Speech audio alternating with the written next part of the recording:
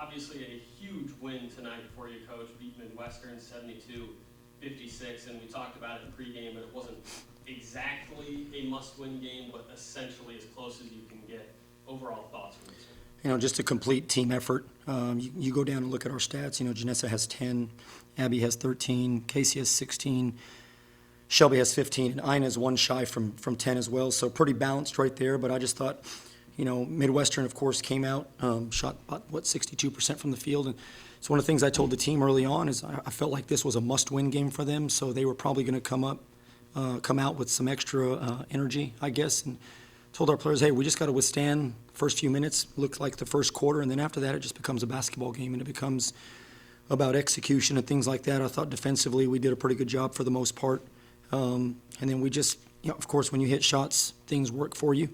19 assists on 24 field goals, pretty solid team effort right there. So just excited for our team, excited for the opportunity to get better. Again, I think we got better today, and that's exactly what we want to do every game is get better. You mentioned it a couple times there, but obviously a difference first quarter versus the rest of the game. You used the phrase settling in. Do you think there was anything schematically or anything energy-wise that changed, or you just didn't? No, it even goes back to the Tyler game. I think they just knocked down shots. I mean, they had wide open looks. We might have missed an assignment here or there, or maybe our closeout wasn't as good, but they've got good players and they're going to knock down shots just like everybody else in the league. And then it just came down to kind of playing basketball. We settled in. We talk about playing one possession at a time, so we didn't allow, 24-11 at the end of the first quarter seems pretty significant, but we didn't allow that to deter us, I guess, and we just kind of continued to play one possession at a time and chomped away at it. And then, of course, in the fourth quarter, I didn't even realize we had 26 points and they had 9, so that's pretty impressive on our part. The rebound battle, it feels like it's something we mention every game. Obviously, statistically, your team not that great in that department, and theirs really has been this year. They won the offensive rebound battle, but you were +5 on the glass. How did you feel about that? One of the things we talked about was turnovers and rebounds, and I felt like those would be two of the big issues. They average, I think, about 15 rebounds a game. Our goal was to help them to 12. I mean, they got 13.